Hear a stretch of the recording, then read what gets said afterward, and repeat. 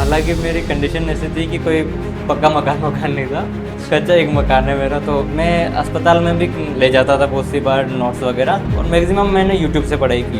इतना समय नहीं था कि मैं पूरे सब कुछ बुक्स वगैरह पढूं। जैसे को आप पढ़ते जा रहे हो तो ऐसा कंटेंट होना चाहिए आपके पास, तो आप एक दिन में एक सब्जेक्ट निपटा सकते हो। उसके लिए बुक आती है दिशा पब्लिकेशन की, तो उन्होंने सिलेक्ट करके मेरे को बता दिया पहले ही। पर्सनल मैंने अकाउंट नहीं बनाया, मैंने तो दूसरे का अकाउंट से बस रील देखने के लिए। अच्छा, बस रील्स देखने के लिए। हाँ, ड्यूटी के दौरान ही मैंने रीट मेंस की तैयारी की थी। 4th ग्रेड में लगने के बाद क्या अपनी 4th ग्रेड की जॉब को छोड़ दें, या छोड़ने के बाद तैयारी करें, या इस जॉब में रहते हुए तैयारी करें? हम प्यादे भी वजीरों में गिने जाने लगे, दर दर की ठोकरें खाने वाले फकीरों में गिने जाने लगे। जब से आपने डाली है नज़र हम पर, जब से आपने डाली है नज़र हम पर, हम कांच के टुकड़े भी हीरो में गिने जाने लगे। पहली सफलता ने हौसला दिया, और दूसरी सफलता ने विश्वास बढ़ाया, और तीसरी सफलता ने बता दिया कि मेहनत करने वाला कभी खाली हाथ नहीं आया। ऐसे ही मेहनत करने वाले विद्यार्थी आज हमारे सामने उपस्थित हैं, जिनका नाम है पवन जी। पवन जी ने अभी वर्तमान में पशु परिचर और उसके बाद चतुर्थ श्रेणी कर्मचारी और उसके पश्चात रीट मेंस में अपना सिलेक्शन लिया है, और लगातार इन्होंने बैक टू बैक सिलेक्शन लिया है। आज हम जानेंगे इनकी जर्नी के बारे में कि इन्होंने किस प्रकार से तैयारी करी है, किस प्रकार से इनकी स्ट्रेटजी रही है, क्या क्या इनके स्ट्रगल रहे हैं। हो सकता है कि ये बातचीत आपके लिए और आपके जीवन के लिए एक टर्निंग पॉइंट हो सके, क्योंकि इनका जीवन बहुत संघर्षों से भरा हुआ है, और उस संघर्षों के बीच इन्होंने कैसे तैयारी करी, और जॉब लगने के बाद इन्होंने रीट में कैसे सिलेक्शन लिया, ये सारी बातें जब आप जानोगे तो आपके लिए ये बिल्कुल ही कारगर सिद्ध होगी। तो बहुत बहुत स्वागत है पवन जी आपका हमारे इस यूट्यूब चैनल पर। बहुत बहुत धन्यवाद। और ये जो बहुत अच्छी शुरुआत है अपने क्षेत्र में, ऐसा किसी ने नहीं किया, और अपने होना चाहिए अपने एरिया के जो अपने जो लोकल जो प्रतिभाएं हैं उनको बाहर लाने के लिए और दुनिया को दिखाने के लिए एक ऐसी शुरुआत होनी चाहिए जो हमारे सर ने की है। इनके लिए मैं बहुत बहुत साधुवाद ज्ञापित करता हूँ इनको। बहुत बहुत धन्यवाद। देखो, हमारा तो यही है कि जो प्रतिभाएं हैं वो सीमित न रहें, और उन प्रतिभाओं से सीखने के बाद, क्योंकि अगर एक दिया प्रकाशित होता है तो उससे दूसरा दिया भी अपन प्रकाशित कर सकते हैं, तो उसका प्रकाश केवल एक दिए तक ही सीमित नहीं रहे, ये प्रकाश पूरी दुनिया में फैले। तो यही हमारा उद्देश्य है कि ये प्रतिभाएं केवल यहाँ तक नहीं रहे, और पूरे क्षेत्र में इनके जो कहानियां हैं वो पहुंचे, और इन्हें देखकर कई हजारों व्यक्ति और सिलेक्शन ले। सबसे पहले तो हमारे व्यूअर्स जानना चाहेंगे आपका फैमिली बैकग्राउंड और एजुकेशनल बैकग्राउंड कैसा है? सर, मेरा नाम पवन वर्मा है और मैं लोअर क्लास से बिलोंग करता हूँ। मेरी फैमिली जो है बहुत ही मतलब पुअर कंडीशन में है, तो मैं वहाँ से आता हूँ और पिछड़े वर्ग से आता हूँ। और मैंने मेरी प्रारंभिक शिक्षा मेरे गांव मांडवी से ही प्राप्त की है, और मेरी हायर सेकेंडरी जो है पोद्दार स्कूल से मैथ सब्जेक्ट से मैंने पूर्ण की है। और जो मेरा ये डिप्लोमा है BSTC वो मैंने स्वामी विवेकानंद कॉलेज से प्राप्त किया है, और अभी वर्तमान में मैं पशु परिचर के पद पर कार्यरत हूँ सर। अच्छा, तो कहने का मतलब है कि फैमिली बैकग्राउंड इतना नहीं कह सकते कि आपको सपोर्टिव रहा होगा। नहीं सर, बिल्कुल आप उस लेवल से निकले हो जहाँ से बच्चा बहुत संघर्ष करके निकलता है, तो इस बैकग्राउंड से आप आए हुए हो। हाँ जी, जैसे कोई मेरा फैमिली बैकग्राउंड ऐसा है कि मतलब ना तो कोई मतलब जैसे कोई ज़मीन वगैरह कुछ है। मेरे वो ऐसा कह सकते हैं कि रोज़ कुआं खोद के रोज़ पानी पीने वाली बात है। अच्छा, जैसे कोई वैसा ही है। और मेरा इसमें बड़ा मतलब पापा वगैरह ने बड़ा सपोर्ट किया है, हालांकि मैंने कोई काम नहीं किया, उन्होंने मुझे पढ़ाई पे फोकस रहा है मेरा। हाँ। अच्छा, तो ये तो रही बैकग्राउंड की बात और आपका परिचय।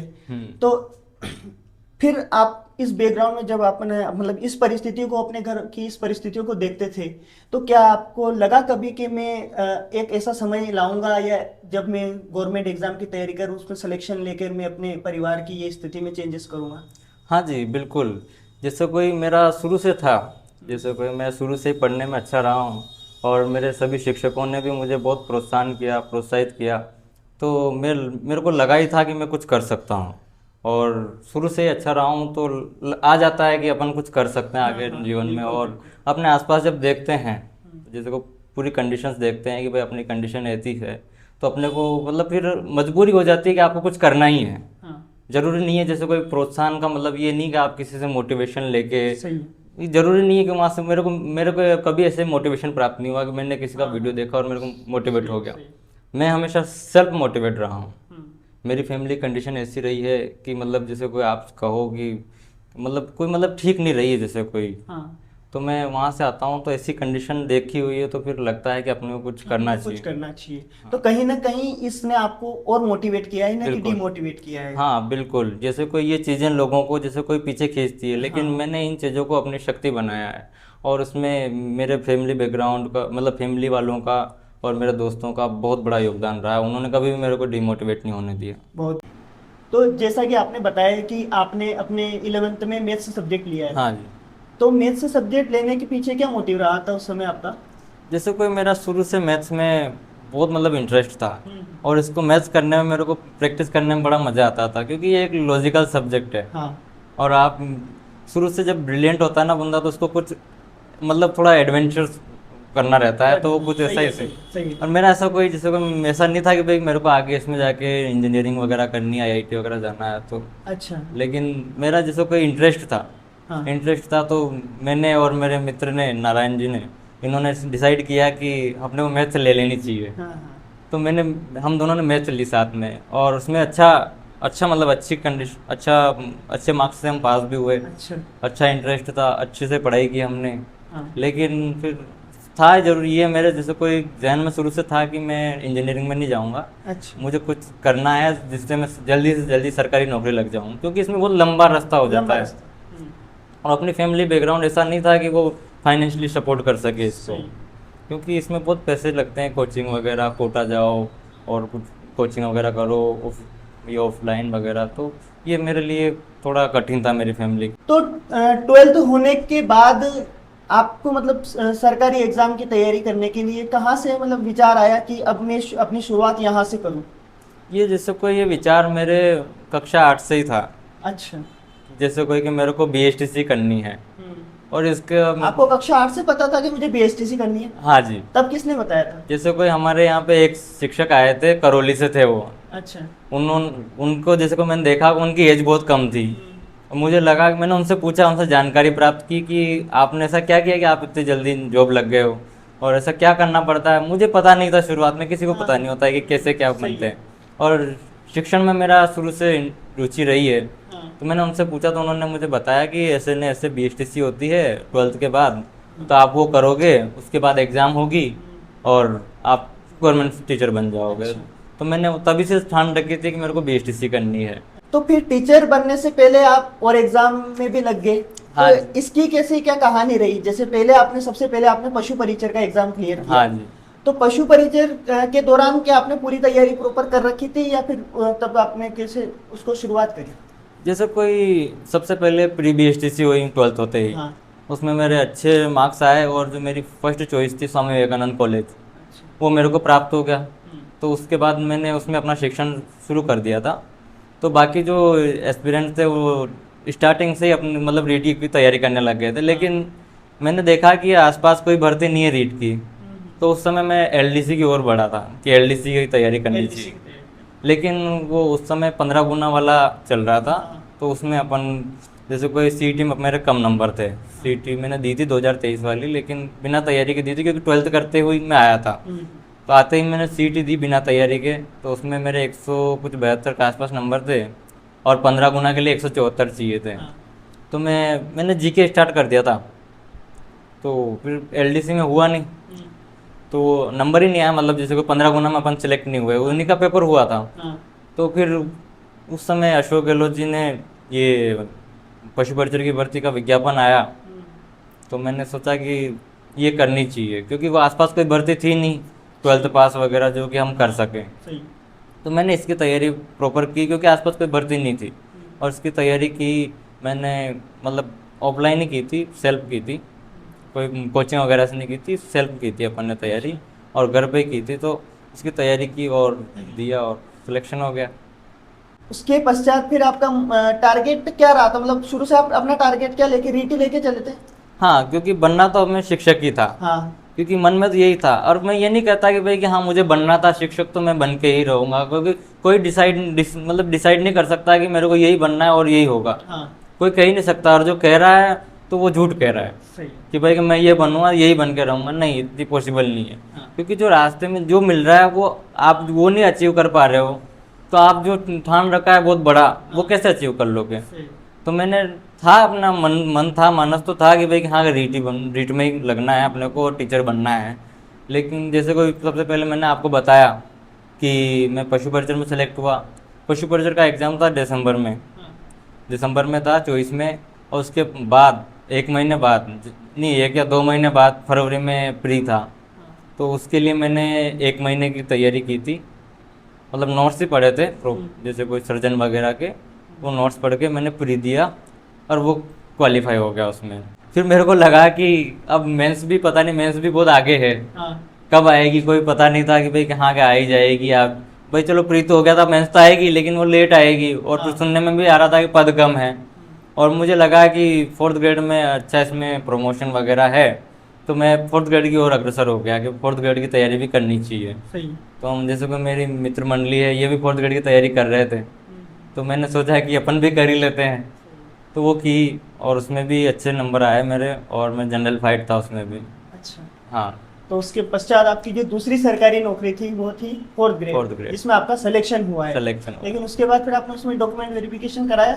नहीं, मैंने डॉक्यूमेंट वेरिफिकेशन नहीं कराया, क्योंकि मुझे लगा कि जब अपने पास एक सरकारी जॉब है, और मुझे लग रहा था कि मेरा जैसे कोई कि भाई इसमें आ जाए, या नहीं आज नहीं तो कल आ जाएगा, दूसरी वैकेंसी में आ जाएगा। हाँ। और इसमें ये प्रोबेशन भी पूरा होने वाला है, जैसे 1 साल हो गया, हाँ। अब 1 साल के बाद उसमें ज्वाइन करूँगा मैं, हाँ। तो उसमें डबल से प्रोबेशन पूरा करना होगा।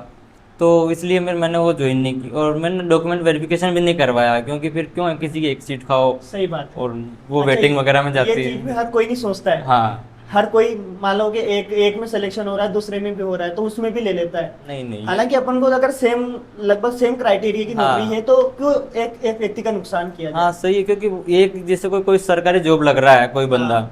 भले वो कितनी छोटी हो, लेकिन वो एक तरह से पूरे परिवार को तिरा रहा है। मतलब फिर उसके बाद जैसे कोई 4th ग्रेड की जो ये एग्ज़ाम हुई थी, हाँ। उसके बाद मुझे ज्वाइनिंग मिली थी पशु परिचर की। और मैंने अपने मतलब सेवा के दौरान ही, मतलब ड्यूटी के दौरान ही मैंने रीट मेंस की तैयारी की थी। अच्छा। तो देन आपका जो मेन जो आपका मोटिव है, वो वाला एग्जाम आपके साथ आया है। हाँ। क्योंकि आपने प्री के बता भी दिया कि प्री मैंने से इसके साथ ही एग्जाम के पास साथ ही 1-2 महीने बाद हाँ, आई थी प्री, तो वो आपने क्लियर कर ली। हम्म। तो मेन जो अभी वो सबका जो भी नए नए विद्यार्थी तैयारी कर रहे हैं, उन सबका एक रहता है कि रीट में सिलेक्शन लेना, क्योंकि हाँ, सबसे अच्छी जी नौकरी सर। अगर वर्तमान समय में अगर अपन मानते हैं तो वो शिक्षक है। और शिक्षक में भी जो रीट की जो वैकेंसी आती है, वैकेंसी भी अच्छी आती है, और सिलेक्शन के बाद ये नौकरी सबसे अच्छी नौकरी मानी जाती है। तो वो वाली जॉब का समय आपके लिए आया था। हाँ जी। तो उसकी प्रॉपर आप जो पूरी स्ट्रेटजी बताओ कि आपने कैसे उसकी तैयारी करी है और किस प्रकार से सिलेक्शन तक आप पहुंचे हो। हाँ जी, जैसे कोई अब बात आई कि जैसे कोई 20 सितंबर के आसपास इसका एग्ज़ाम हुआ था 4th ग्रेड का, हाँ। और पता था कि भाई जनवरी में एग्ज़ाम होने वाला है रीट का। तो और फिर मेरा 29 सितंबर को मेरी ज्वाइनिंग होगी इसमें, तो अब मेरे को ड्यूटी भी करनी थी और तैयारी भी करनी थी। सही।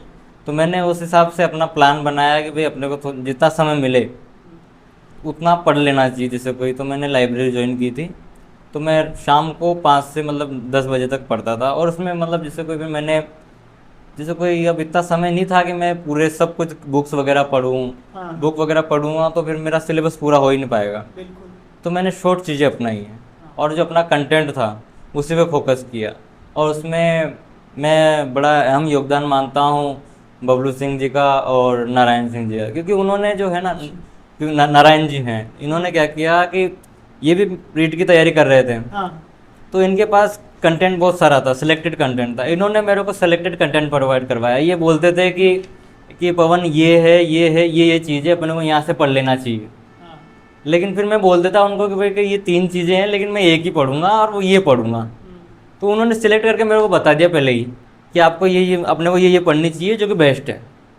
तो वो मैंने पढ़ी। वो उन्होंने बता दिया, इतनी हेल्प आपकी उन्होंने की। हाँ। हाँ।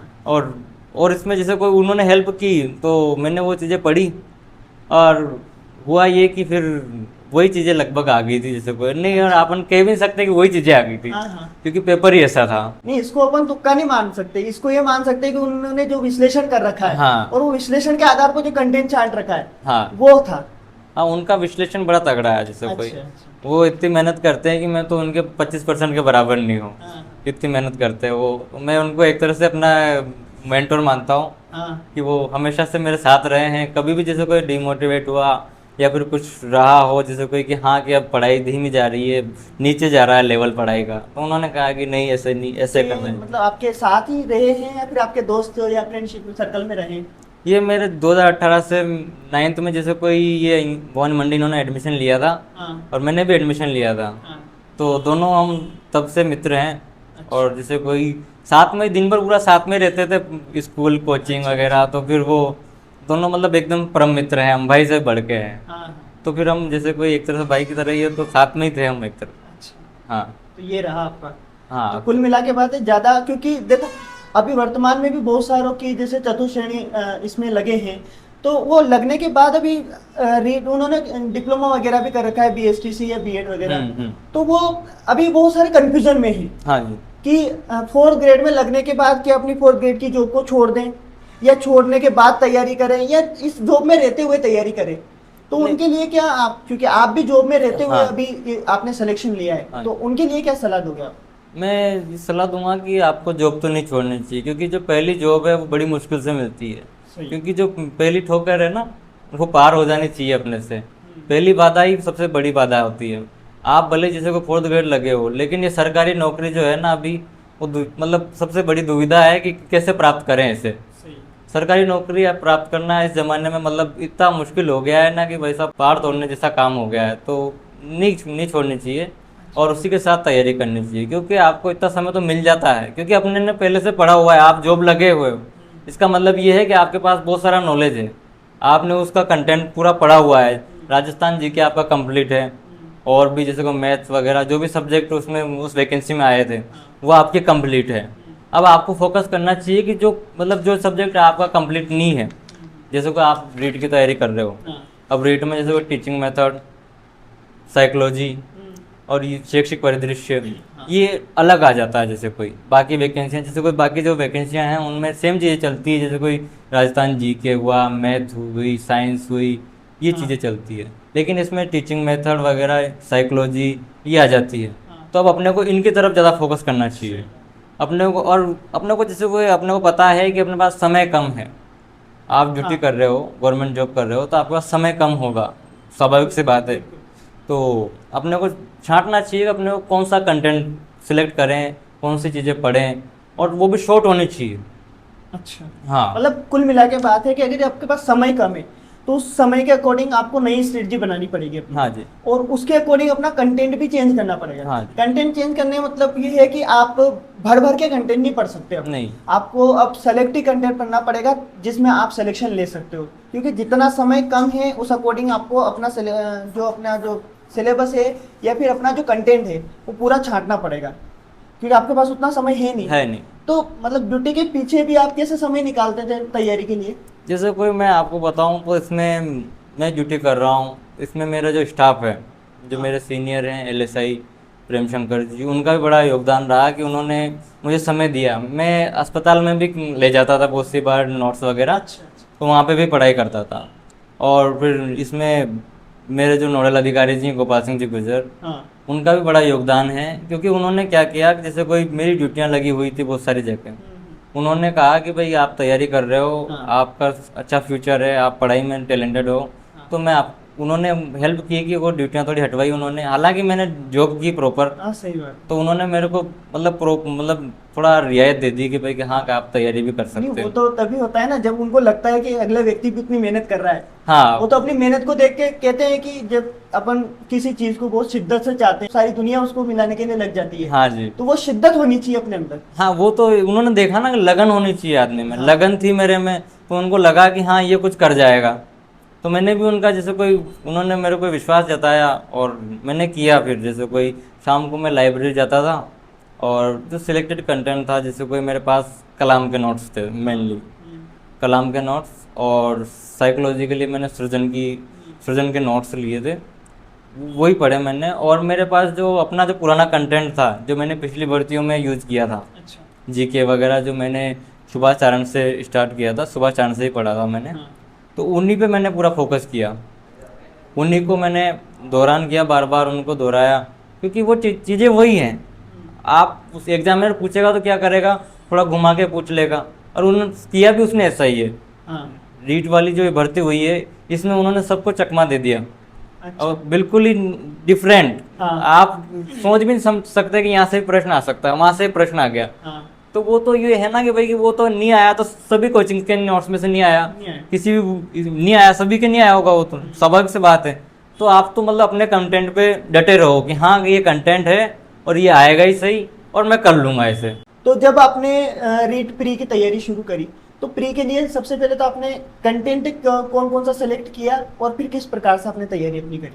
रीड प्री के लिए जैसे वो रीड प्री में 5 सब्जेक्ट होते हैं, तो मैंने इसमें जैसे कोई क्या किया कि सबसे पहले मैंने साइकोलॉजी पे फोकस किया था, क्योंकि साइकोलॉजी जो है वो सब्जेक्ट ऐसा है कि आप उसको अप्लाइड है वो, आप उसको रट नहीं सकते। हाँ। साइकोलॉजी ऐसा सब्जेक्ट है, उसको जितना रटने की कोशिश करोगे उतना ही आप उसमें चकमा खाओगे। हाँ। उसको अपने वो अप्लाइड जो सब्जेक्ट है उसको सबसे पहले मैंने प्राथमिकता दी, और उसमें मैंने सबसे पहले जैसे कोई सृजन के नोट्स उसके लिए बहुत कारगर रहे हैं मेरे लिए, मैंने सृजन के नोट्स पढ़े उसके लिए।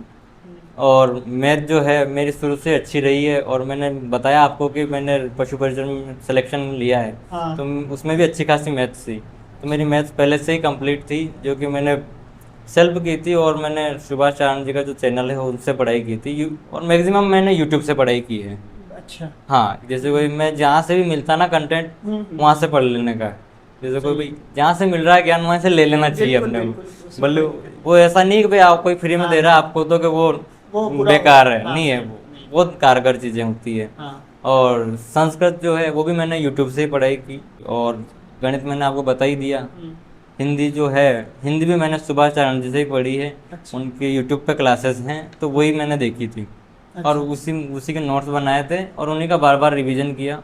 शिक्षण विधियों के लिए भी आप चाहो तो जैसे कोई फर्स्ट रैंक पब्लिकेशन की बुक आती है, हाँ। वो बढ़िया है, और मैंने नोट्स पढ़े थे, सृजन क्लासेस के नोट्स पढ़े थे अच्छा। अच्छा। शिक्षण विधियों के लिए, जो कि बड़ा कारगर रहे हैं। और आपको मतलब जैसे को वो शिक्षण विधियाँ जो है ना अप्लाई करके देखने देती है, हाँ। अपन ऐसा नहीं उसमें आप पढ़ोगे तो भी गलत कर देते हो, बहुत सी बार ऐसा होता है कि पढ़ लिया अपन ने, रट लिया, याद कर लिया, लेकिन होता क्या है कि वो ऐसा सब्जेक्ट है कि आप पढ़ के भी उसको गलत कर देते हो। इसके लिए अपने को चाहिए थोड़ा क्रिएटिव माइंड होना चाहिए कि आप पढ़ा रहे हो तो यार कोई शिक्षण विधि का मतलब यही तो है कि भाई आप कैसे पढ़ा रहे हो, तो अपने को उसकी जगह रखोगे भाई कि हाँ पढ़ा रहे हैं अपन, ये शिक्षण विधि है, ये है, सही है। तो ये नहीं ये ऐसे ऐसे होगा। हाँ, जैसे कोई शिक्षण विधि का जो क्वेश्चन आता है, हाँ। जैसे कोई मैक्सिमम क्वेश्चन आते हैं, वो क्या होता है कि उसमें होता ये है कि आपको दो के आसपास तो नेगेटिव चीज़ मिल जाएगी उसमें, क्वेश्चन में 2 ऑप्शन तो नेगेटिव मिल जाएंगे Negative आपको, मिल जाएंगे। कि हाँ कि वो कुछ ऐसी बात कर रहा होगा कि हाँ कि ये सूट नहीं कर सकता इस हाँ, पे, हाँ, सही है। वो तो वहीं कट कर देना चाहिए। अपने को थोड़ा रिजेक्शन मेथड अपनाना चाहिए कभी भी सही है। एग्जाम में, कि आप सेलेक्ट तो कर रहे हो लेकिन रिजेक्शन मेथड भी अपनाना चाहिए कि हाँ ये नहीं हो सकता, ये हो सकता है, तो 2 तो नेगेटिव मिल ही जाएगा आपको। तो आप फिर 2 आपके विवेक के ऊपर है, और आपने जो पढ़ाई की है उसके ऊपर भी रहता है कि भाई आप ऐसा तो है ही नहीं कि पूरा तुक्का लगा के आ जाओगे। तो आपने जो तैयारी की है तो 2 तो आप उसमें आसानी से छांट लोगे, 50-50 हो गया तो उसके बाद आप आराम से कर लोगे। कुल मिला के बात है कि अच्छे स्कोर अपन शिक्षण विधियों के माध्यम से कर सकते हैं। बहुत अच्छा, क्योंकि शिक्षण विद्या अच्छा खासा रोल रखती है रीट प्री फिर में। ईवीएस का जो अपना एनवायरनमेंट का जो था वो कैसे तैयार किया आपने? ईवीएस, हाँ ईवीएस में जैसे कोई मैक्सिमम बहुत सारे क्वेश्चन तो अपने राजस्थान कल्चर के आ जाते हैं, हाँ। जो कि आप जीके पढ़ चुके हो, पढ़ते आ रहे हैं, स्टार्टिंग अपन जीके से करते हैं और करनी भी चाहिए, क्योंकि जो रोमांच है ना वो जीके से आता है, पढ़ने में रुचि आ जाती है अपनी। कंपटीशन का मतलब अपन राजस्थान के अगर परिप्रेक्ष्य से देखें तो हाँ। कंपटीशन का मतलब राजस्थान जीके, क्योंकि वो तो एक तरह से रामबाण है, आपका राजस्थान जीके कंप्लीट है, मतलब आप सिलेक्शन के आसपास हो। आपको सिलेक्शन लेना है तो जो अदर सब्जेक्ट है थोड़ा उस पर फोकस करना रहता है, जिसमें लोग बहुत सारे आगे निकल जाते हैं और कोई बहुत सारे छोड़ देते हैं उन्हें, और वो वहीं पीछे पिछड़ जाते हैं, तो वो नहीं, अपने को वो नहीं करना। तो राजस्थान जीके पढ़ते ही हैं तो ईवीएस में वो चीज़ें आई जाती हैं।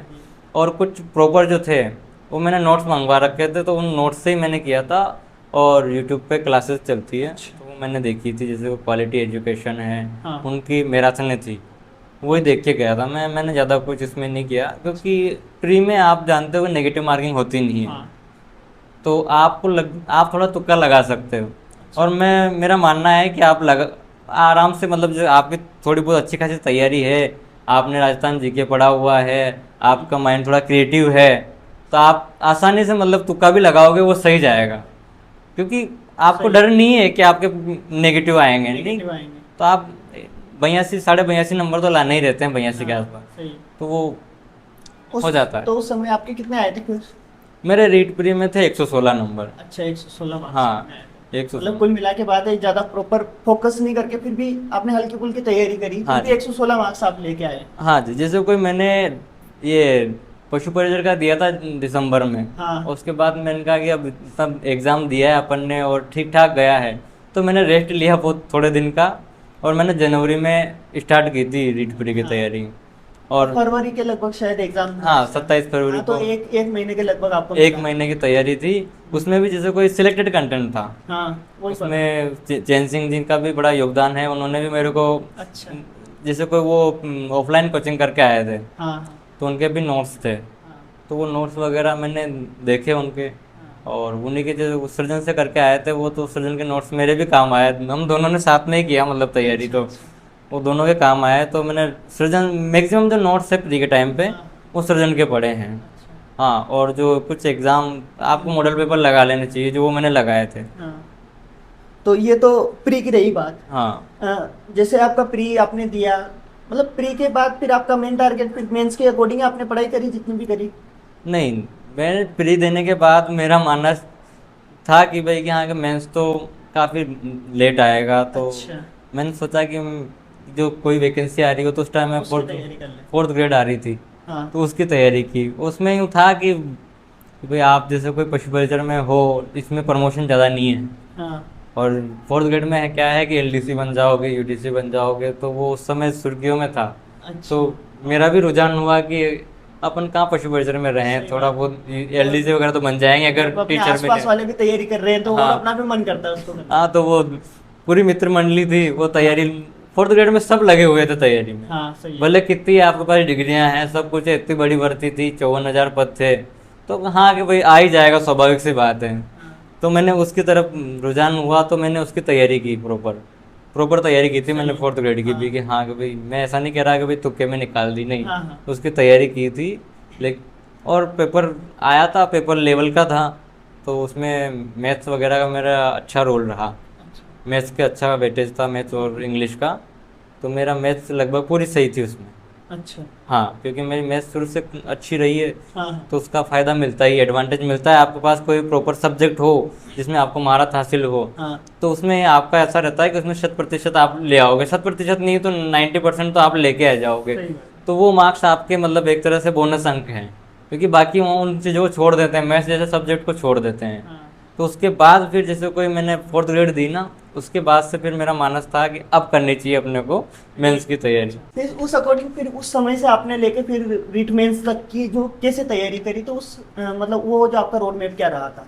हाँ, तो वो ये रहा कि मेरी जैसे कोई रीड ये फोर्थ ग्रेड पे होते ही मेरी इसमें पशु परिचर में ज्वाइनिंग हो गई थी, हाँ। तो मैंने उसी के साथ तैयारी की थी, तो मैंने कुछ नोट्स वगैरह जैसे वो कलाम के नोट्स वो अच्छा। अरेंज किए सबसे पहले। अच्छा। हाँ, और बुक्स थी, एक दीनवाल की बुक आती है शैक्षिक परिदृश्य की, क्योंकि अच्छा खासा 80 नंबर का वेटेज है इसमें रीट मेंस में अपने हाँ, शैक्षिक परिदृश्य की। शैक्षिक परिदृश्य का। तो आप मतलब आपको अगर सक्सेस होना है तो वो पूरा कवर होना चाहिए, हाँ। तो दीनवाल की वो बुक। और मैंने सोचा कि भाई कुछ एक्स्ट्रा पढ़ना चाहिए, हालांकि मैंने जैसे कोई नोट्स पढ़े हुए थे इनके सृजन के शिक्षण विधियों के, हाँ। लेकिन इनके कुछ एक्स्ट्रा पढ़ना चाहिए, उसके लिए मैंने फर्स्ट रैंक पब्लिकेशन की जो बुक आती है उसका सहारा लिया था, वो पढ़ी थी। हाँ। और जीके जैसे कोई मेरा पुराना पढ़ा हुआ था सुभाष आनंद जी से, तो वो पूरा मेरे जो पूरा पुराना कंटेंट था, हाँ। सबसे पहले तो मैंने उसी को तैयार किया। अच्छा, और कोई उस टाइम पे नया कंटेंट नहीं तैयार किया? नहीं ऐसा, क्योंकि आपके पास जब समय कम है, मैं तो कहता हूँ कि आप भले जॉब में नहीं हो, हाँ। कोई ज़रूरी नहीं कि आप जॉब में हो उसके बाद तैयारी कर रहे हो रीट हाँ, में, सही।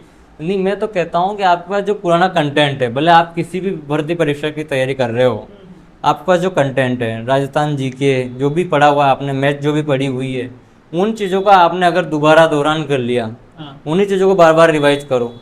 उनमें हो सकता है कि आप कुछ चीज़ें एक्स्ट्रा जो ऐड कर दो, लेकिन वो कंटेंट आपको चेंज नहीं करना चाहिए। उससे होता क्या है कि आपका फ्लो टूटता है। सही।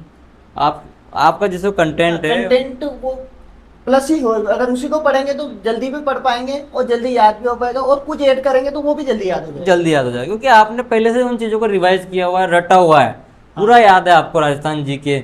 लेकिन अब आप जब नया नया कंटेंट बनाने बैठते हो, किसी नई कोचिंग के नोट्स बनाने बैठ गए हो, उसमें बड़ा समय खर्च होता है। चीज़ें वो की वही है, और वो 2 बात एक्स्ट्रा बता देगा आपको, तो आपको लगेगा कि हाँ कुछ नया आया है इसमें। लेकिन ऐसा कुछ नहीं है। आप जब जैसे कोई, सबसे पहले तो आप पढ़ोगे, जीके पढ़ोगे, तो आपने पढ़ा हुआ है, तो आप उसके बाद पीवाईक्यू निकालो। सही। उससे आपको पता चलेगा कि जो मैंने पढ़ा है उसमें क्या कमी रही है, क्या कौन सी चीज़ नहीं पढ़ी मैंने, उसके अकॉर्डिंग पढ़ो फिर आप कि भाई हाँ ये टॉपिक है, ये ठीक से नहीं पढ़ पाया था मैं पहले, अब उसको मेरे को किसी कोई कोचिंग हो, बुक हो, या फिर कोई नोट्स हो आपके पास, उससे कवर कर लेनी चाहिए। तो मैंने वैसा ही किया। जैसे कोई जीके थी मेरी, मैंने जीके मेरे नोट्स तो दौरान किए ही सही, उसके साथ मैंने लाइब्रेरी में जाता था। मैं ये नहीं कहूँगा कि मैंने सब नोट्स मंगवाए। लाइब्रेरी में जाता था, दोस्तों के नोट्स थे। अच्छा। तो मैंने स्प्रिंग बोर्ड की जीके पढ़ा था, क्योंकि कुछ एक्स्ट्रा था उसमें, तो वो बाकी हो गया उससे। जैसे कोई एक्स्ट्रा था तो आपने पहले बहुत चीज़ें पढ़ी हुई है, तो 1-2 चीज़ें एक्स्ट्रा निकल के आती है कि भाई कि हाँ ये एक्स्ट्रा है उसमें, तो वो भी मैंने उससे कवर कर ली थी। और साथ साथ एक चीज़ ये हमेशा ध्यान रखना चाहिए कि आप किसी भी कंपटीशन की तैयारी कर रहे हो, तो आप जो नोट्स बना रहे हो वो तो एक प्रॉपर बहुत विस्तृत नोट्स वगैरह होते हैं, बहुत विस्तृत सिलेबस के अकॉर्डिंग होते हैं। तो आपको जब ऐसा कंटेंट भी तैयार करना चाहिए साथ साथ, जिसे को आप पढ़ते जा रहे हो, तो ऐसा कंटेंट होना चाहिए आपके पास कि एग्जाम टाइम पे आप उसे मतलब रिवाइज कर सको। शॉर्ट होना चाहिए, शॉर्ट कंटेंट आपको तैयार करते रहना चाहिए। जो चीज़ें आपको याद है, जो याद रहती है, वो तो आपने बहुत सारी चीज़ें आपने चीज़ों को पढ़ रखा है भाई कि ये हवा महल किसने बनवाया, ये तो सबने पढ़ा हुआ याद है सबको, प्रताप सिंह। तो इसको उस नोट्स में मत इन्वॉल्व करो। आपको वो चीज़ याद करो कि भाई उसकी 5वीं मंजिल का नाम क्या है, दूसरी मंजिल का नाम क्या है, ये चीज़ें उनमें इन्वॉल्व कर लो, ताकि आप जब एग्ज़ाम देने जाओगे ना, तो वो चीज़ें आप रिकॉल करके जाओगे। और वो शॉर्ट नोट्स है, तो आप एक दिन में एक सब्जेक्ट निपटा सकते हो। सही। ऐसे ही जैसे को मैंने ऐसा ही किया। सबसे पहले मैंने राजस्थान जीके का ऐसा नोट्स तो नहीं बनाया मैंने, उसमें मेरा परम मित्र नारायण का बड़ा अहम योगदान रहा है, वो ऐसा काम करते थे। तो ये मेरे लिए बेनिफिशियल रहा। उन्होंने ये नोट्स बना लिए थे, मैंने उनको कहा भी था कि मेरे पास समय इतना नहीं है कि मैं नोट्स भी बना पाऊँ और मैं इसको पढ़ भी सकूँ। तो मैंने उनसे कहा था कि आप तैयार कर लेना, ताकि अपन एंड टाइम में हम साथ में तैयारी करते हैं। एंड में जैसे कोई एंड टाइम आ जाता है ना कि हाँ एग्ज़ाम आने वाली है, तो हम एक 1.5 महीना हम प्रॉपर साथ में रहते हैं। अच्छा। हाँ, तो इससे होता क्या है कि हम बहुत सारी चीज़ें जो उन्होंने पढ़ी है वो मेरे को बताएंगे, और जो मैंने पढ़ी है मैं उनको बताऊंगा। ये होता है। तो जीके हो गया। और रही साइकोलॉजी की बात, तो साइकोलॉजी के लिए फिर मैंने सृजन के नोट्स तो पढ़े ही थे, वो थे मेरे पास। लेकिन फिर मैंने धीर सिंह दाबाई का जो बहुत चर्चित नाम है इसमें साइकोलॉजी में, तो उनका सहारा लिया। उनकी वीडियोस देखी थी मैंने, किसी दोस्त का कोर्स था, तो उनकी वीडियोस देखी। दूसरों के कोर्स से आपने वीडियो देखा? हाँ, मैं बता रहा हूँ ना, मेरे पास मेरा को रीड के लिए तो मेरे पास मेरा प्रॉपर कुछ भी नहीं था। ये क्लिप जाएगी उन सर तक? हाँ बिल्कुल, उनका बड़ा योगदान है। और उनका जो आपने, अगर मैं तो कह रहा हूँ कि आप अगर किसी भी एग्जाम की तैयारी कर रहे हो, एक बार उनका चैनल विजिट जरूर करना चाहिए आपको। वो आपको इतना मोटिवेट कर देंगे, आपको एनर्जी भर देंगे। मतलब आपको लग रहा है कि नहीं मेरे से ये नहीं हो पाएगा, वो नहीं हो पाएगा, लेकिन उनकी बातें और जो कोर्स मैंने पढ़ा था, उनकी वीडियोस जो देखी थी, वो बहुत ही मतलब उनकी एक तरह से साइकोलॉजी में एक तरफ महारत हासिल है उनको। तो उन्होंने एक चीज़ प्रॉपर वो दैनिक जीवन से जोड़ के बताते हैं, और वो अपने को ईजिली समझ में आ जाता है। क्योंकि जो अपने आसपास रूटीन में है वो चीज़ों से आप साइकोलॉजी सीख पा रहे हो, तो उससे बढ़िया और क्या होगा। तो साइकोलॉजी मैंने धीर सिंह धाबाई से की थी। आपको उनकी बुक आती है अवनी पब्लिकेशन की, वो पढ़नी चाहिए। हालांकि सही। हालांकि मैं नहीं पढ़ पाया, मैं ये नहीं कहूँगा कि मैंने पढ़ाई उसको पढ़ी, नहीं पढ़ पाया मैं। उसका हाँ, कारण था कि मेरे पास समय बहुत अल्प था। हाँ, तो मैं आप जैसे ये साइकोलॉजी का सृजन और धीर सिंह धाबाई से पढ़ा। और फिर रही बात मैथ्स की, मैथ्स साइंस ये मेस तो आपका अच्छा ही था। मेस अच्छा, में तो आपको ज्यादा तो कुछ कोई करने की दिक्कत आवश्यकता होगी नहीं। बिल्कुल नहीं थी कि भाई हाँ जो हाँ। पढ़ा हुआ था उनको वो देखना था, बस एक बार रिवाइज करना था कि भाई कि हाँ ये चीज़ है। राजस्थान का जो सामान्य ज्ञान जो आता है, वो सामान्य ज्ञान कैसे तैयार किया था आपने? सामान्य ज्ञान के लिए मैंने आपको बताया, जैसे कोई वो दीनवाल की एक बुक आती है, अच्छा, दीनदयाल की बुक से आपने तैयार किया। हाँ। वो तैयार किया। और उसी के साथ मैंने कलाम के जो नोट्स थे हाँ। वो बड़े हेल्पफुल रहे उनका। अच्छा, बड़ा मतलब जीके के लिए आपने कलाम के नोट्स पढ़े? हाँ, जैसे कोई राजस्थान का सामान्य ज्ञान जो हाँ। टॉपिक है ना, इसके लिए मैंने कलाम के नोट्स को कलाम के नोट्स। प्रेफर किया था, और वो अच्छा था, मतलब पढ़ना चाहिए एक तरह। अच्छा, तो ये तो रही आपके मतलब कंटेंट की बात, और आपने बुक्स बताया हम्म। साइकोलॉजी वगैरह सबके लिए। तो अपने इन नोट्स के अलावा भी आप, जैसे एक तो चीज़ आपने बताई कि शॉर्ट नोट्स बहुत अच्छे कारगर सिद्ध रहे, हाँ, इसके अलावा भी ऐसी कौन सी चीज़ें जैसे कि पीवाईक्यू वगैरह, तो ऐसे कुछ जो आपको लगा कि इतने कम समय में मुझे सिलेक्शन दिलाने में बहुत ज़्यादा हेल्पफुल रहे? ये बड़ी अच्छी बात कही आपने कि PYQ। हाँ। ये मैं मेरे विचार निकल गया था दिमाग से कि मैंने अच्छा। PYQ का बहुत मतलब रिवीजन किया है। उसके लिए बुक आती है दिशा पब्लिकेशन की, हाँ। 2020 वाली। अच्छा। वो आपको ज़रूर पढ़नी चाहिए, क्योंकि उसमें आपको थ्योरी भी देगा वो, हाँ। और पूरा PYQ है। जहाँ अभी तक जितने एग्ज़ाम हुए हैं सबके क्वेश्चंस हैं। हाँ। तो आपको PYQ देखने ही चाहिए। और मैं तो कहता हूँ कि PYQ अगर आप PYQ पढ़ गए ना, तो आपने 50% सिलेक्शन हासिल कर लिया अच्छा, इतना बड़ा रोल है पीवाईक्यू का? PYQ का। क्योंकि वो क्वेश्चन वही पूछेगा, लेकिन उसका थोड़ा तरीका चेंज हो जाएगा। हाँ। भाई कुछ चीज़ें एक्स्ट्रा कर दिया, जैसे कोई इस बार उसने पहले आते थे वन लाइनर, हाँ। लेकिन जब ये रीट की जो भर्ती हुई है मेंस, इसमें तो उसने बिल्कुल ही अपना रवैया चेंज कर लिया एग्जामिनर ने कि भाई कि हाँ कि इस बिल्कुल। बार तो इनको चकमा देना ही है बिल्कुल। हाँ, हाँ, पीवाईक्यू के पीछे क्या आपने मॉक टेस्ट वगैरह भी लगाए? मॉक टेस्ट तो जैसे कोई हमने कलाम की टेस्ट सीरीज ज्वाइन की थी, अच्छा, ऑफलाइन ऑफलाइन ऑफलाइन वाली? अच्छा। ऑफलाइन ज्वाइन की थी।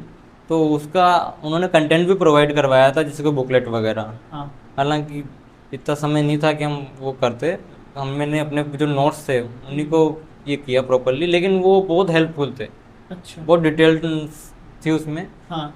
और अच्छे खासे जो इस ये पेपर आया था, हाँ, इसके अकॉर्डिंग था उनका कंटेंट? बिल्कुल। आप अगर देखोगे, आप वो जो टेस्ट सीरीज थी उसके जो पेपर उठा के देखोगे, तो आप कहोगे कि वो पेपर और ये जो पेपर, मेंस का पेपर? मेंस का हाँ। पेपर सेम लेवल था बिल्कुल। आप अच्छा। हमने वो दिए हैं तो उसका भी बड़ा हेल्पफुल रहा। जैसे कोई हमने प्रॉपर वो तैयारी। तैयारी के साथ नहीं दिए थे, लेकिन देना चाहिए। जैसे कोई अच्छा। अगर आप जैसे को वो जो आपको टारगेट देते हैं, जैसे कोई हाँ। कि भाई इस सप्ताह में ये टॉपिक हैं, इनका आपको पढ़ के आना है, हाँ। तो उसके अकॉर्डिंग आपने अगर तैयारी की एंड टाइम पे, जिससे ये चलाते हैं वो पेपर के टाइम टास्क पे, बेस। हाँ टास्क बेस्ड होती है, तो वो पेपर के टाइम पे चलाते हैं। अगर उस टाइम आपने उसके अकॉर्डिंग तैयारी कर ली, तो आप मतलब बहुत अच्छे कंडीशन में आ जाओगे कि हाँ कब हो जाता है। तो रीट प्री और मेंस के लिए आपने सेल्फ स्टडी हाँ करी, जी। तो कोचिंग ले नहीं पाए, या फिर आपको इतना था विश्वास था कि मैं बिना कोचिंग के निकाल दूंगा? नहीं नहीं, ये कहना थोड़ा मुश्किल है कि भाई कि हाँ कि मैं बिना कोचिंग के निकाल दूंगा। इतना विश्वास नहीं होता किसी को भी, और जो होता है तो वो फिर ओवर कॉन्फिडेंस हो जाता है। अच्छा। हाँ, ये तो एक मजबूरी थी कि मैं नहीं ले पाया हाँ। हाँ। कि भाई कि हाँ, क्योंकि मेरी फाइनेंशियल कंडीशन शुरू से बड़ी ख़राब रही है मेरे फैमिली की। तो इतना ये मुनासिब नहीं था कि कोटा जाएं और ऑफलाइन कोचिंग करें। अच्छा। इसलिए फिर मैंने अपने जो स्ट्रगल है तो उसको थोड़ा और बढ़ाया कि भाई कि हाँ कि थोड़ा और कर लेते हैं, इतना तो किया ही सही है। हाँ। हाँ। हाँ, तो मैंने थोड़ा अरेंज किया, थोड़ा सेटलमेंट एडजस्ट करना चाहिए व्यक्ति को। अच्छा। अच्छा। तो मैंने एडजस्ट किया, और मैंने सेल्फ ही करना प्रेफर किया कि भाई हाँ कि जैसे अपनी फैमिली कंडीशन है हाँ। उस हिसाब से अपने को सेल्फ कर लेनी चाहिए। और जिसकी कंडीशन है वो तो करता ही है, ऑब्वियसली वो तो करेगा, और करना भी चाहिए। उससे क्या होता है कि आप सिलेक्शन कोई कोचिंग दिलवाती नहीं है। आप इस बात को अपन भी मानते हैं कि सिलेक्शन कोई कोचिंग पे चला गया इसका मतलब ये नहीं कि वो सेलेक्ट हो जाएगा। बिल्कुल। कोचिंग से बस इतना है कि आपकी नियमितता बन जाती है। हाँ। आप जैसे कोई थोड़ा पाबंद हो जाते हो, आपका कोर्स कंप्लीट हो जाता है। जैसे को आप अगर सेल्फ करते हो तो थोड़ा आलस आ जाता है आपको, थोड़ा डेली रूटीन नहीं बन पाता है। रूटीन नहीं बन पाता है वो। कोचिंग की वजह से बन जाता हाँ, वो रूटीन बन जाता है जैसे कोई, और आप डेली आप जैसे कोई सेल्फ पढ़ रहे हो है। हाँ तो उसमें ये दिक्कत आती है कि आप घर पे पढ़ रहे हो तो फिर ज़्यादा दिक्कत है कि कभी कभी क्या डिस्टरबेंस हो रहा है, कभी कोई क्या बोल रहा है, कभी क्या कर रहा है, तो आपको थोड़ा एकांत चाहिए होता है। तो उसके लिए मैंने सेल्फ भी किया, और मैंने एक रूम था, हालांकि मेरी कंडीशन ऐसी थी कि कोई पक्का मकान वकान नहीं था, अच्छा। कच्चा एक मकान है मेरा, तो अभी बना है वो तो। हाँ। तो कच्चा मकान था, उसी में एक अलग से था पोर्शन, हाँ वहाँ बैठ के मैं पढ़ता था। और मैंने बोल रखा था घर वालों को कि मैं पढ़ रहा हूँ, थोड़ा डिस्टरबेंस ना करें। अच्छा। तो मैं सेल्फ ही, इसलिए मैंने सेल्फ की, कोई ऐसा कॉन्फिडेंस नहीं था मेरे को। और जो कह रहा है कि मुझे कॉन्फिडेंस था कि मैं इसमें लग जाऊंगा हाँ। और बिना कोचिंग के लग जाऊंगा, तो ये बड़ी थोड़ा ठीक नहीं है। अच्छा। हाँ तो कुल मिला के बात है कि कहीं ना कहीं आपको भी लगता था कि कर लूँ तो बढ़िया, लेकिन फाइनेंस के हिसाब से आप नहीं कर पाए, हाँ और घर पर रह के आपने तैयारी करी। हाँ जी, तो पढ़ाई घर की। पर प्रॉपर हो जाती थी पढ़ाई। हाँ हो जाती थी, जैसे कोई मेरे इसमें मेरी फैमिली मेम्बर का बड़ा योगदान रहा। अच्छा। और मेरे भैया और पापा जो हैं, उन्होंने एक ही काम दे रखा था मेरे को हाँ कि बाकी जो हार्ड वर्क है, कम मेहनत वगैरह, जो इनकम हाँ। का जो सोर्स है वो हम कर लेंगे। वो कारीगर है मेरे पापा, मतलब अच्छा। मजदूर हैं। हाँ तो वो उन्होंने कह रखा था कि तेरे को तो इधर से उठा के इधर कुछ भी रखना नहीं है, बस तू पढ़ाई कर और कुछ ऐसा कर कि भाई जिससे हमारा सीना गर्व से फूल जाए। और उनका तो सब, हर माँ बाप का सपना होता है, बिल्कुल बिल्कुल। लेकिन कोई माँ बाप इतना सपोर्ट नहीं कर पाते हैं। लेकिन उन्होंने पूरी मतलब फ्रीडम दे रखी थी मेरे को क्या, और तू पढ़। और मैंने भी उनके जैसे कोई उनका जैसी मेरे से अपेक्षा थी, हाँ वैसे ही मैंने प्रॉपर उनको हमेशा रिजल्ट ला के दिया। हमेशा बात की बात है कि कंपटीशन एग्ज़ाम में मैं सिलेक्ट हुआ, उसके पहले शुरू से ही मैं, जैसे कोई एट्थ में मेरे को लैपटॉप मिला था, हाँ। 10th में भी मैं स्कूल टॉपर रहा हूँ, और 12th में भी मेरे को टेबलेट मिला। 88% है मेरे मैथ्स से। तो तैयारी के दौरान डेली रूटीन आपका कैसा रहता था, और इस दौरान आप अपने आप को डिसिप्लिन भी कैसे रखते थे। हाँ, तैयारी के दौरान जैसे कोई सबसे महत्वपूर्ण चीज़ है कि आपकी नियमितता। हाँ किसी आप अगर कंपटीशन एग्ज़ाम की तैयारी कर रहे हो तो नियमितता तो वही रहता था। जैसे कि मैं सुबह उठ के अपना जो दैनिक काम है वो करते थे। सुबह सुबह का मेरा शुरू से रहा है कि मैं सुबह पढ़ाई नहीं करता हूँ। अच्छा। सुबह जो भी अपने फैमिली का काम रहता है वो कर लेते हैं। हाँ और उसके बाद पहले कॉलेज जाना रहता था, हाँ। तो कॉलेज जाके फिर वहाँ से आते थे। उसके बाद मैं पढ़ाई करता था। अच्छा। और शाम तक, रात तक, मतलब 10-11 बजे तक मेरा पढ़ाई का टाइम रहता था। और मेरे पढ़ाई के घंटे जो हैं आप मान के चलो मैक्सिमम 6 से 7 घंटे। इससे ज़्यादा मैं पढ़ा भी नहीं हूँ, और पढ़ना भी नहीं चाहिए ज़्यादा, अच्छा। क्योंकि भाई आप शरीर है, आप दिन भर कुछ और भी एक्टिविटीज़ कर रहे हो। हाँ मैं जैसे कॉलेज जा रहा हूँ, वहाँ पे भी आप पढ़ रहे हो और फिर जा रहे हो आ रहे हो, तो एनर्जी वहाँ पे भी बर्न हो रही है। हाँ, तो आप थोड़ा दिमाग को रेस्ट दो और उसी के साथ पढ़ाई करो। तो मेरा ये रहता था, कॉलेज जाके फिर आके थोड़ा बहुत पढ़ लेते थे। और फिर जैसे कोई जॉब लग गया मैं, हाँ। तो जॉब में आने के बाद थोड़ा रूटीन चेंज हुआ मेरा। अच्छा। जैसे कोई जॉब में आने के बाद, जॉब सुबह पहले तो जॉब में निकल जाना होता है। हाँ जॉब से आने के बाद घंटे 2 घंटे रेस्ट किया, और फिर लाइब्रेरी आ जाता था मैं। हाँ। लाइब्रेरी से फिर मैं 9-10 बजे तक, 10-11 बजे तक, मैक्सिमम 11, यार।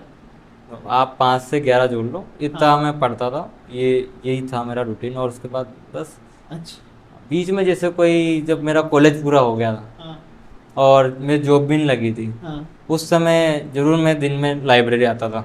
अच्छा। हाँ, 4th ग्रेड के टाइम पे मैं लाइब्रेरी आया हूँ दिन में। इस दौरान मतलब डिस्ट्रैक्शन के जैसे मोबाइल वगैरह, तो इससे सोशल मीडिया वगैरह से कोई डिस्ट्रैक्शन वगैरह तो नहीं रहा। देखो, स्वाभाविक सी बात है कि आप मोबाइल यूज़ कर रहे हो तो डिस्ट्रक्शन तो होता ही है। अच्छा।